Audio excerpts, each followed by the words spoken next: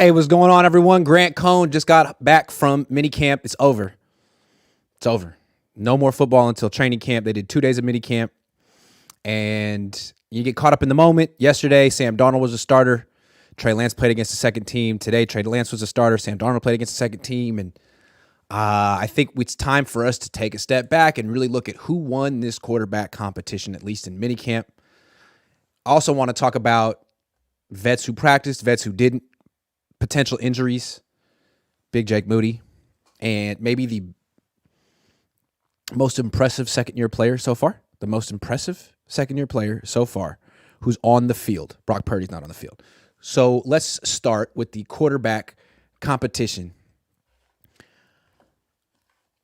Here's how I'm scoring the quarterback competition. I'm not counting 7-on-7s. Both quarterbacks were nearly flawless in 7-on-7. Both were great. It's not real football. There's no pass rush. I mean, 11-on-11 with no live contact isn't exactly real football either, but I'm saying no 7-on-7. I don't count that during training camp. I'm not counting it during minicamp. So just 11-on-11, 2 days. Trey Lance, and they had even amounts of reps with the first and second team. Okay? So it's fair. Trey Lance, 9 of 16, 9 completions out of 16 attempts, 1 drop, 1 touchdown, 1 pick.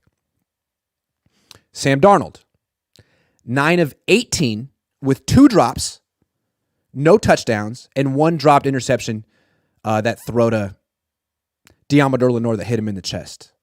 So that would mean Trey Lance essentially 10 of his 16 throws were on target, and Darnold 11 of his 18 throws were on target. I didn't tally up the yardage. I mean, it's a guess anyway. There isn't even tackling. So if I had to say who won the quarterback competition, it wasn't a knockout. It wasn't a TKO. In a split decision, I would give it to Trey Lance. I think he was a little bit more accurate. He had the nice long touchdown throw to Danny Gray at a bigger play. He did have an interception, but Sam Darnold had a dropped interception. The only difference is Kerry Hyder made an amazing snag and Diamador Lenore dropped a gimme. So both guys put the ball in harm's way once. Trey Lance had a long touchdown and Darnold didn't. And Lance was a little bit more accurate. But Darnold's just learning the offense. Darnold's in his first year here. Trey's in his third year here. So in that sense, you could argue that Darnold really held his own. And this minicamp was a win for him because Trey should have been expected to blow Darnold out of the water. There's some validity to that. I mean, Trey Lance shouldn't be going neck and neck with Sam Darnold because Sam Darnold isn't good. And he hasn't looked any better than he's looked the rest of his career in camp. Trey Lance, everyone says he looks better. I agree he looks better, but that's not good enough. That's not 9 of 16 with the drop and a touchdown and a pick. Yeah, I mean, it's a little bit better than Darnold, but it's not going to get the 49ers to say, like, you know what? Screw Brock Purdy. We're good with Trey. Now, I don't know what Brock Purdy would look like right now, but that's the situation the Niners are in. Trey Lance hasn't distanced himself enough from Sam Darnold to make the Niners think twice about making making Brock Purdy their starting quarterback. So in training camp, it'll be interesting to see if Trey Lance can put some distance between him and Darnold or if they're going to just go back and forth each day. It seems like both of them are a little scattershot. Both of them have a little issue with accuracy. Both of them have strong arms. Both of them move around pretty well. Sam Darnold, I think people think I'm like looking for things to nitpick him with. So let me be generous. What he does well, he steps up in the pocket consistently, which is I could see as something that would be appealing to the 49ers considering they felt Brock Purdy didn't step up in the pocket and that's why he got injured. Although it's really wild to blame a player for his victim blaming. But yeah, if you want a quarterback who stands tall in the pocket and steps up, Sam does that. He does it in practice. So does Trey. Don't know if Brock Purdy does. The other thing about Sam, though, is that he took 3 sacks. He holds the ball a long time, especially in the 11-on-11 stuff. In the 7-on-7, he gets the ball out of his hands quick. He's decisive. He looks great. 11-on-11, all of a sudden, holding the ball a long time. Pass rushers are running past him. You're not supposed to touch him. You're not supposed to tag him, but those are essentially sacks. You play on, but I don't know. I feel like we're seeing the same Sam Darnold guy who's a little inaccurate, holds the ball. Is he a playmaker? I don't know. his good plays and bad plays even out, and there's probably more bad plays than good plays. But what does that make Trey Lance a little bit better right now? He is 2 years younger, and we're talking 3.5 career starts compared to like 60 career starts. So in that sense, if you're a Trey Lance fan, it's like, okay, well, he's a little bit better than a guy with 60 career starts, and he's younger than him. So maybe we should just stick with Trey Lance and stop worrying about Sam Darnold. Other thing about Sam Darnold today is he did leave some big plays on the field. Like there was one, I was standing, Danny Gray runs right past me. He's like, you know how wide receivers get when they're wide open and no one's covering them because it's a busted coverage. They start yelling and jumping and hooting and hollering. He was doing all of that, and Sam Darnold just, I don't know, didn't hear him, didn't see him. See no evil, speak no evil. He's fired this 3-yard pass at Chris Conley's ankles, and the pass got broken up. So, but again, Trey Lance wasn't obviously better than Sam Darnold, and that's a problem. But it's early, and that's a good thing. Like, I don't want to be too negative here. It's early. Trey Lance, I'm giving him the decision. A split decision over Sam Darnold in minicamp. It ultimately doesn't matter. It's essentially, it hasn't even started yet, this quarterback competition. It'll start in training camp. And whenever Brock Purdy comes back, if these two guys are just, middling, having decent days, then it's Brock Purdy's job by default, based off what he did in games. One of these two, it's not going to be Sam. I'm sorry. One of the reasons I think it's not going to be Sam, and it, is like, we only saw 2 of his practices and OTAs of the 6, but all of a sudden, all that hype that we were hearing about Sam Darnold before OTA started kind of died down. All this stuff like Sam's the greatest thrower in franchise history, and we stopped hearing Sam Darnold hype. Who do we start hearing hype about? Brandon Allen, the 3rd-string quarterback. Oh my God. Kyle Shanahan said he's extremely impressed with Brandon Allen. Kyle Shanahan's always extremely impressed with his 4th-string quarterback. Like, he's the new Nick Mullins on the team. So I thought that was funny. He speaks way too soon about Brandon Allen. And then today, Brandon Allen was 1 for 8. One of the worst practice performances I've ever seen from a professional quarterback. Like, Nate Sudfeld never had a day like that. CJ Beathard, Nick Mullins, none of these guys ever. Trey Lance, Sam Darnold, never going to have a day like 1 for 8. Just PBU, miss, awful. And that's Kyle Shanahan's favorite quarterback of the week. Quarterback du jour, flavor of the month. The Brandon Allen experience. I even saw that the play-by-play announcer for the team was saying that if Brandon Allen keeps it up, the Niners could trade Trey Lance. Well, he didn't. He didn't keep it up. So I think that tells you something about Darnold. All of a sudden, the people that are like the anyone but Lance people are talking about Brandon Allen. Well, that's over as of today. Now you got to go back to Sam Darnold. And again, 9 of 18, 2 drops, no touchdowns, 1 dropped pick. He didn't turn a corner. It's the same Sam Darnold. So what you got is the same Brandon Allen, the same Sam Darnold, and Trey Lance, who the Niners, are they invested in him? Or really, do the Niners just have Brock Purdy and that's it? It's just like, hopefully Brock Purdy comes back. If not, we'll just use it as an excuse and be like, our quarterback wasn't here. He was injured. I don't know. It just feels like this wasn't the result of the quarterback competition the Niners wanted. Doesn't have to be Trey Lance winning, but it needs to be someone winning definitively. Lance, Darnold, Allen, but no one. It was like a very narrow victory for Lance, where neither quarterback played lights out. Not great. That's why quarterback competitions don't necessarily help your team. Hero Winchester says, Grant be like breaking news. A blade of grass exchanges words with another blade of grass. What could this mean for the blade of grass? I thought that was a good headline. I mean, they literally exchanged words. Now they're smiling and laughing and probably talking, but they weren't heated words. But why would you assume they were heated? I just said they were words. Flave says, Larry said a lot of plays ended with Trey holding the ball today, and he struggled to get rid of it. Any idea what he was talking about? I mean, there were a couple of scrambles for Trey. There were a couple scrambles for Darnold. I don't know. So, yeah, I'm not trying to make excuses for Trey, but I'm just trying to say that Darnold did a lot of the same stuff, just a little bit worse. So I think it's important to keep in mind that when you're criticizing either one. Like, I could go back and show you the times where Darnold scrambled, had a play-action bootleg and took 5 yards. They both did it. I mean, both of them were a little bit less decisive than you'd like. Both. Neither one was wowing people at minicamp. I mean, really, the result of this quarterback competition was Brock, come back as soon as possible, please. That was the result of the first wave of this quarterback competition. Brock, please come back right now. We need you. And that may not happen this year. I mean, we'll see. Is Joey Fisher any good? We'll see when the pads go on. I did notice he was playing left guard with the third string offense today. The left tackle was Ilm Manning. The center was someone wearing number 61. You could check him out. I don't know who that is. I don't have it in front of me right now. Right tackle was Jason Poe. So we'll see about Joey Fisher when the pads go on. You can watch him do one-on-ones. Let's talk about Brock Purdy. So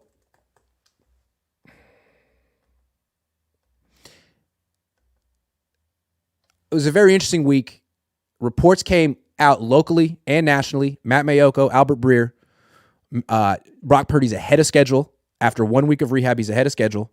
And the expectation is that he'll start week 1 and really be back for not preseason and training camp, but like a few weeks before season starts so he can have a bunch of practices. And then some reporters started walking it back. Like, actually, I didn't hear that. It was my opinion. I'm speculating. And then I can't help but remember every single time Brock Purdy's asked about this, he seems to have a different answer than the 49ers. The Niners are the ones that are all gung-ho. Like, he looks great. He looks great. Wow, he's such a great athlete. He's ahead of schedule. It's amazing. When Brock talks about it, he never says like, yeah, man, I'm ahead of schedule. I'm chomping to get back. He always says, just taking it one day at a time. You never know what's going to happen. Being prudent. Want to do what's best. The hope is that I'll play week 1. The hope is that I'll play this year. So I wonder, is it possible that when the Niners say things through the media like, he looks great, he's ahead of schedule, he'll be here week 1, is it almost like a little bit of pressure that they're saying, like almost talking to him indirectly, like, hey, bud, we think you're gonna be ready for week 1. So that's our medical opinion based on our doctors. So you better be ready week 1 if you want us to think that you're all in with us. But what do we know about Brock? Right? Like, the Niners gave him a diagnosis. Their doctors looked at him. He got a second opinion, right? He went to someone else. He went to an independent doctor. He waited a month and a half to have the surgery. He didn't get it right away. He wasn't chomping at the bit to do what's best for the 49ers. He was doing what's best for him. He got a second opinion. He waited. And when asked about this, he's very diplomatic, and he says, yeah, take it one day at a time. But what do him and his team and his parents and his doctor want? Like, is it possible the Niners doctors will clear him and he'll get a second opinion from his doctor, and his doctor will be like, no, we don't really think he is cleared fully yet? I mean, is that going to happen? He already got a second opinion once. I mean, if his doctor feels he's not fully 100% ready, is it in his interest to play? I mean, it's in the Niners' interest, but this guy, like, they're only paying him like $900,000 a year. He can't get an extension until after next year. He's locked into this veteran minimum. I mean, not veteran minimum, rookie minimum for another 3 years. He can't hold out. And they're going to push him to play. I mean, if his doctor says it's all good and everyone agrees that he's 100% ready, then great, go play. But is it possible if there's a disagreement and he only has like $500,000 after taxes to play for, he's like, if all's the same, I'm going to go with my doctor's recommendation here and, not play right away. So when he clears me, I'll let you know. Is that possible? I mean, the Niners don't really know what he's going to do. And he seems to talk differently than them. So maybe that's why they're so excited about Brandon Allen and Sam Darnold. It also may be why, even if Trey Lance in some world were to want a trade, I don't know, you'd think if the writing's on the wall that he's not going to start for this team this year, he'd probably want to go to another team where he could learn the offense and get in training camp and compete for the job now. But if the Niners don't know for sure that Brock Purdy's going to be fully cleared, they can't trade Trey. So I think it's interesting. I'm really looking out for more Brock Purdy snippets when he talks on the record. What is he saying? Also, I think it's interesting the Niners, they got through 1 week of rehab with Brock Purdy. 1 week of him throwing a ball, and they're already projecting him coming back. Like, how come him making it through 1 week of rehab doesn't mean that he's going to suffer. It doesn't mean. Why does that mean he won't suffer a setback at some point in the next 11 weeks? They're going to make the rehab more intense. They're going to slowly ramp it up. He could suffer a setback at any time. I feel like the Niners do this all the time. They have some good results and they get ahead of themselves. Okay, well, he got through 1 week of rehab without injuring himself. He's good now. You better take it slow. I think Brock knows. Joseph says asthma Ant on YT uses your content but skips on the intro. That's basically like taking the blue check mark off your Twitter. Yeah, I should flag him for copyright infringement. I'll do it. Why is he doing that? That's just stealing. What a loser. Khalil Kemp says, we'll know if the Niners are messaging to Brock if they suddenly start hyping up Trey week 3 of the preseason. Good point. Now you're thinking like I'm thinking. All right, let's talk about the veterans who practice. I got them. Okay, so here's how minicamp works. It's mandatory.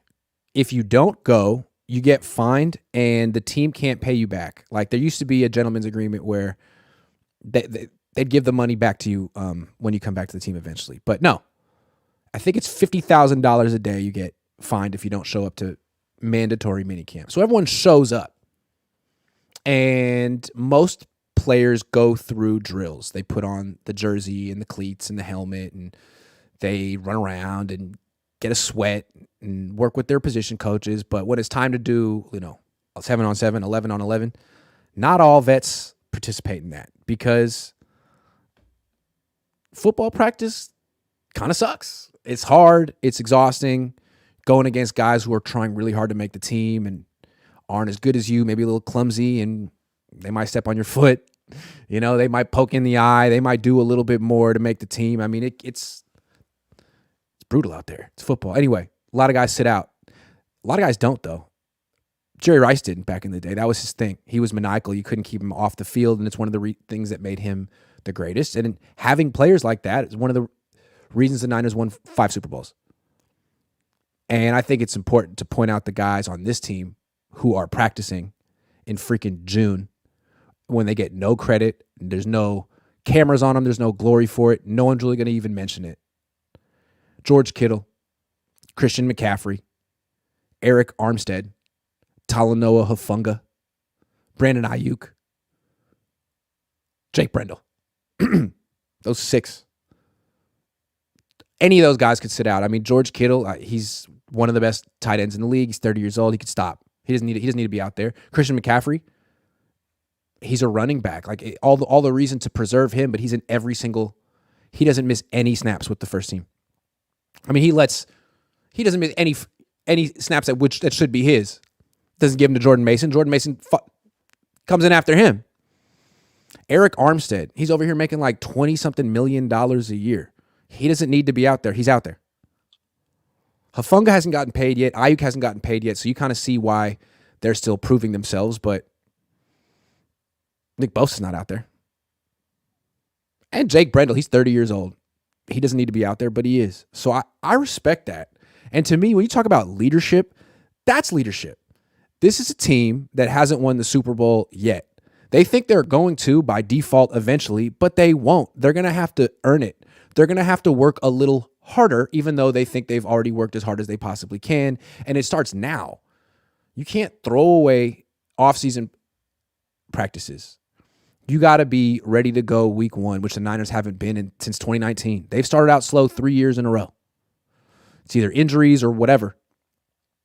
So someone needs to set the tone like, hey, these practices matter, and I'm going full speed, and you guys should too, but it's up to you. And Kittle, he had a 60-yard touchdown. He was great in minicamp. McCaffrey was great in minicamp and in OTAs. Eric Armstead was there every day. Brandon Ayuk, every freaking day. So I think those guys deserve credit. And you're talking about who's a captain. Those are captains. Don't tell me you're a captain and you stood and watched minicamp. Why? Were you afraid of getting hurt? McCaffrey was out there. Jerry Rice wouldn't have done that. Are you better than Jerry Rice was? I don't get that. You have a goal. You want to win the Super Bowl. Make something out of today. So those guys did. And it seemed like they challenged their teammates to do it too, and some guys weren't up to it. George Kittle, Christian McCaffrey, Eric Armstead, Talanoa Hufanga, Brandon Ayuk, Jake Brendel. Those are 6 captains right there and a quarterback. How about that? Have to earn captainhood by showing up and not just showing up, practicing well. Kittle dominated today. McCaffrey dominates every day. Ayuk dominates every day. Those are captains. They didn't get any credit for it. They didn't get a bonus for it. There were no highlights on the internet. No one saw it. They just did it because they have freaking pride. Pride. It's a concept called pride, and they have it. Salute. Bobby D says, has Trey been sacked in minicamp? No. He got the ball out quicker, or he got away from pressure. SJ Braveheart says, when does real training camp start? End of July. Really, pads go on like August 1. Yo, that hat is whack. LOL, big fan of your content. No, man, I love this hat. It's like it's a non-whack corduroy hat that I like, made by Levi's. When does real training camp start? Oh, I wrote it again. Oh, I guess it does. I guess it is whack. Edgardo says, 95-7 Willard states Trey was throwing wobblers, was the third best quarterback, struggled to read defenses, would run. Sam takes 3 sacks. Live, those are 3 fumbles. I don't know who Willard is, but that just means he probably doesn't know what he's looking at. So, but I mean, everyone's entitled to their take on events, but not everyone knows what they're looking at. One more thing I wanted to mention about the quarterback competition. I mentioned it on my good and not so good, but I got to do it because Talanoa Hufanga told me to. But when Trey Lance threw his pick today, it was a great play by Kerry Hyder. I mean, that guy, like, Trey Lance threw the ball. It seemed like Kerry Hyder's hands were like right in front of it. And it's hard to catch a ball that's thrown as hard as, that hard at point blank range, especially if you're not a wide receiver. And he just snagged it, took it right away from Lance.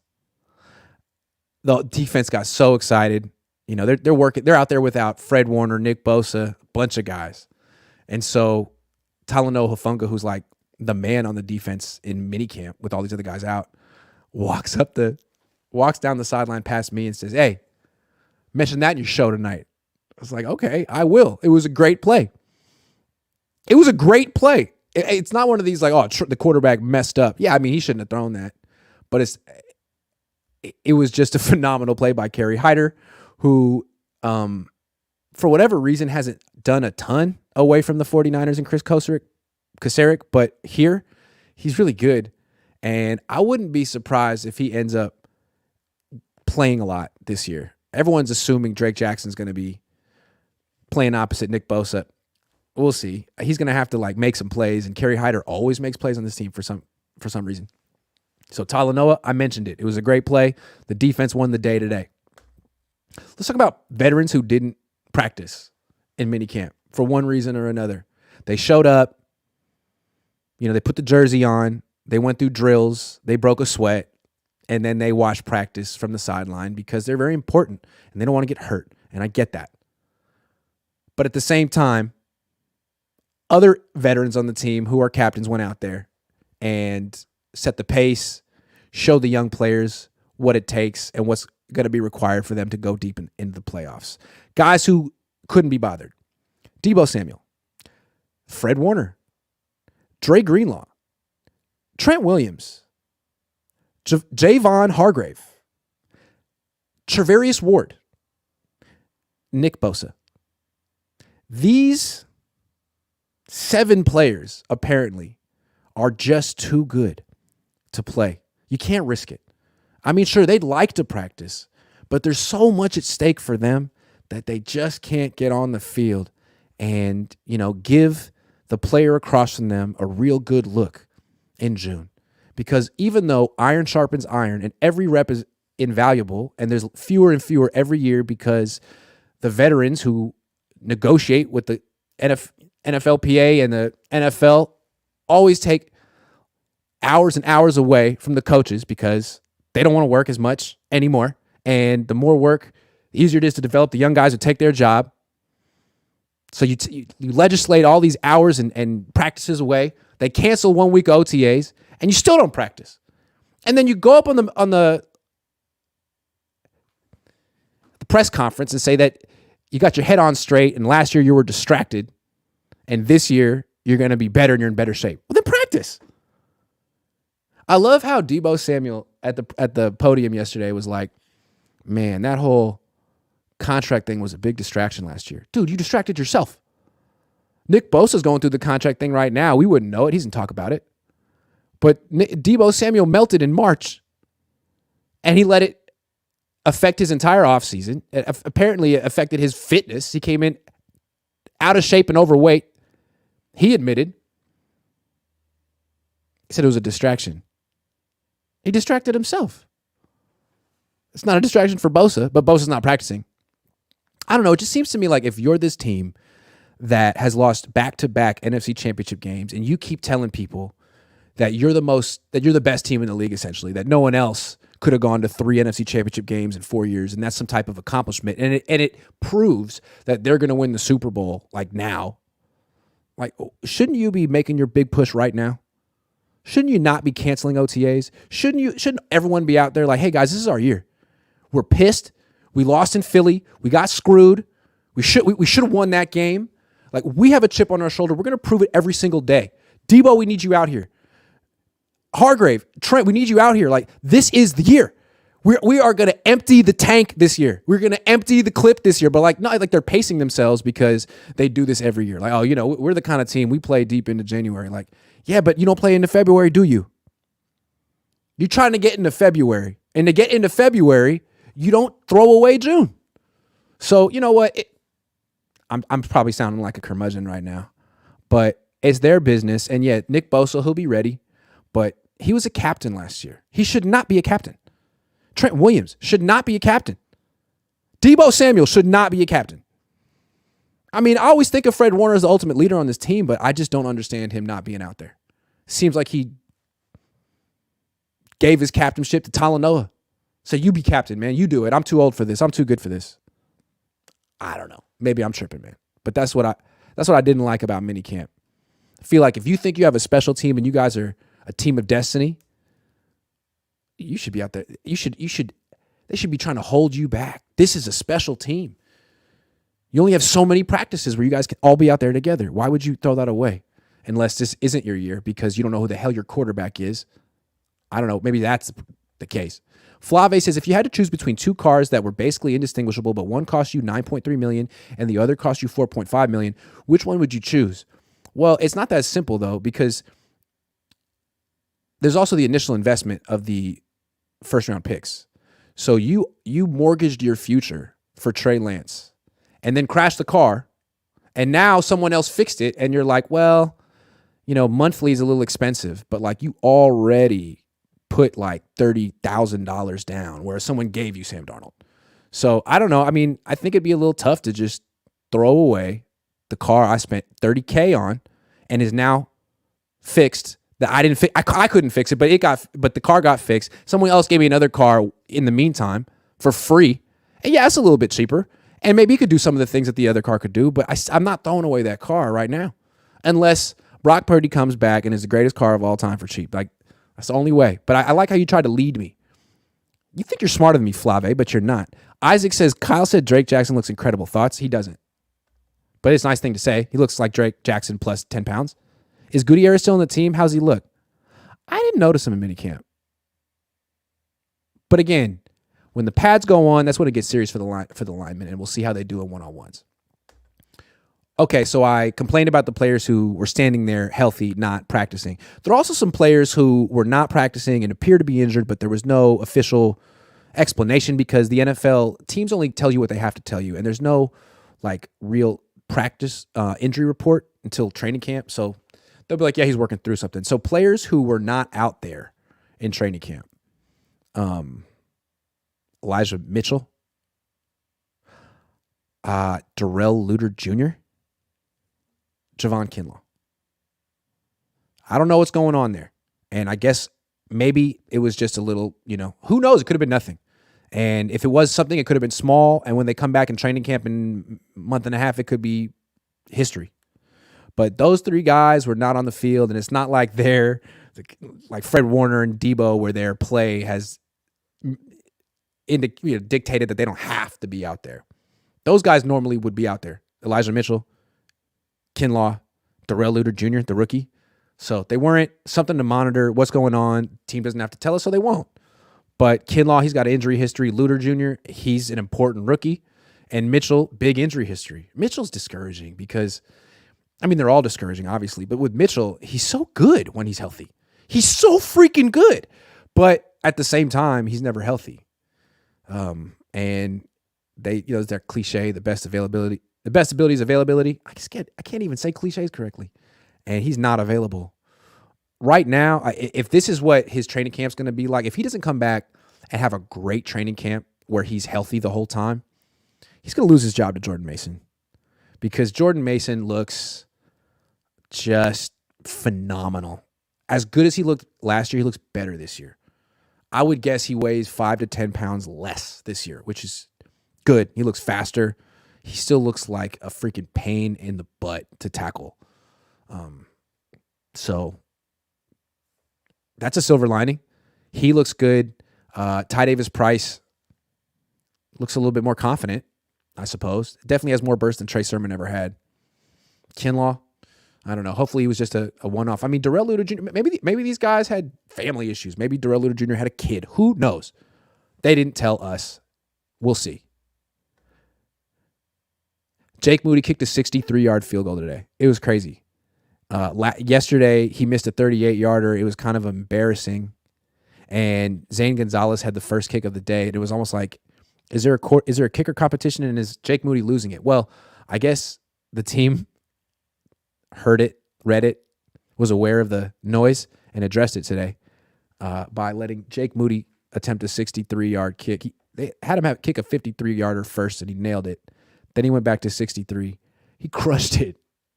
Watching him kick field goals is like watching Barry Bonds hit batting practice. It's like the ball's going into the bay. It's amazing. He kicks really, really hard. And that's the point they wanted to prove today.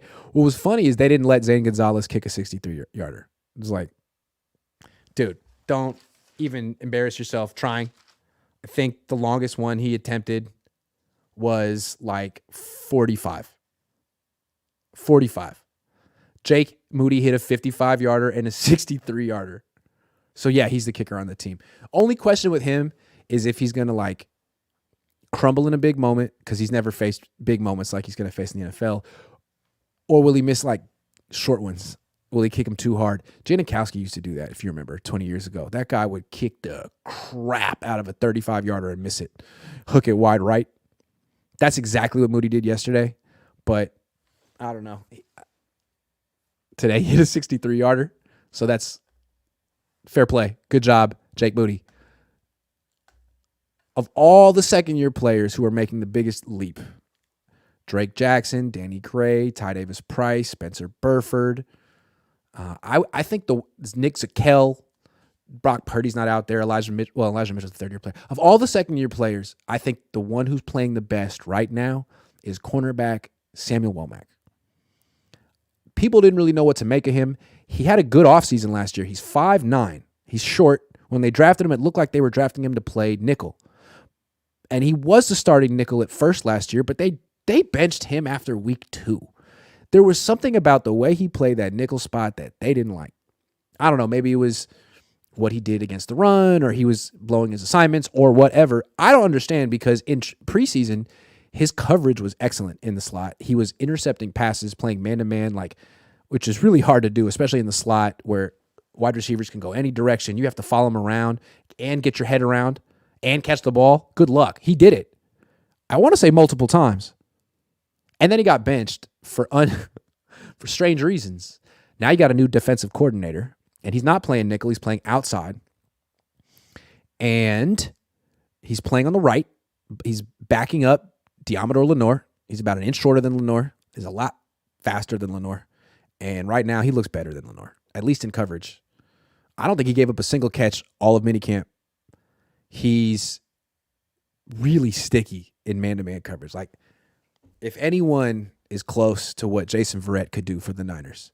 Lenore's wearing his number and trying to look like him, but it's Womack. Womack is very confident. He's very fast. He plays very close. He doesn't give up hardly any separation. I mean, his coverage is so good. Sometimes you're wondering if he's going to get flagged, but he's not grabbing. He's just in the guy's hip pocket. He's just running in his pocket. So, Samuel Womack, if you're watching, I've never met you, but I really respect your game. I kind of wrote you off this year because you're 5'9", and I'm thinking the new D coordinator might prefer to have bigger, longer cornerbacks, but everyone has their preferences. What do you got? You're the one stepping up, not Ambry Thomas, not Darrell Luter Jr. He was not there in minicamp. I don't know why. Maybe he had, whatever. But you were there, and you stepped up. You made these 2 days count for you. Big winner, Sam Womack. It's always nice to see a second-year player assert himself. And you know what would have been nice? The way Sam Womack asserted himself, it would have been nice if Trey Lance would have done the same thing. And I know it's tougher for a quarterback, and I'm not blaming Trey Lance. I'm definitely not blaming Trey. But, yeah, the Niners, everything would be so much simpler if Trey had just asserted himself and taken a leap like Womack did. But I think that kind of underscores the fact that quarterbacks just don't teach themselves, develop themselves. There needs to be a real commitment and plan from the coaching staff. And I don't think there ever was a commitment plan for Trey Lance from this coaching staff. But we're not talking about him right now. But really, honestly, right? Like the plan was sit him for a year and then play him at running back. That's how we're going to develop him as a quarterback. We're going to not play him for a year and then play him at running back, and then he'll be a good quarterback. Anyway. How many times did Trey get sacked? 0 from my count. 0. Jorge Luis Sotelo says, have you seen the new Spider-Verse movie? It's so good, great. Miles Morales is for president. No. Sorry. I stopped watching Marvel movies a while ago. There's too many. I'm sorry. But my cousin draws the storyboards for him, Scott Cohn. Shout out Scott. Christian says, what's something you like about Hayward, California? I mean, actually, the downtown is really cute. A Street, B Street, C Street. There's nice restaurants and bars down there. Cal State East Bay is on that nice little hill. There's good Mexican food in Hayward, California. It's close to San Leandro, where my grandma lived. I mean, Hayward's underrated. Hayward's nice. I like Hayward. Shout out to Hayward. All right, last thing. No, that's it. That's the whole thing. The whole thing and nothing but the thing. Thank you for watching the show. I got nothing else to talk about. What'd I say? Yeah. Vals. Vals is money. I like Vals. Is that in Hayward? It's real close to Castro Valley, but it is Hayward, isn't it? Anyway. Hayward. Haystack. I like that people call it Haystack. The Haystack. I think that's pretty cool. Casper's. Freeway access. Yeah. All of that. It's a nice hat. I'd normally take the hat off, but I got hat hair. So I left the hat on because I was in the sun all day. Bronco Billy's. Used to be Bancheros. Bancheros, I don't know if it was in Hayward, although I think it is Hayward. It doesn't exist anymore, but it was like old school Italian diner-ish kind of place. And my grandma loved Bancheros. Well, our whole family loved Bancheros. Used to have like one of those sunken, smoky bars in the front, and one of those dining rooms where like different numbers would pop up on the wall for, it was great. It's the kind of place where you get like a free bowl of soup with your entree. Gets free stuff. Bancheros. Anyone remember Bancheros? It's old. It's been gone for 15 years. Anyway, I'm out. Thanks for watching. I'm going to go pump iron. I'll see you guys tomorrow with my dad.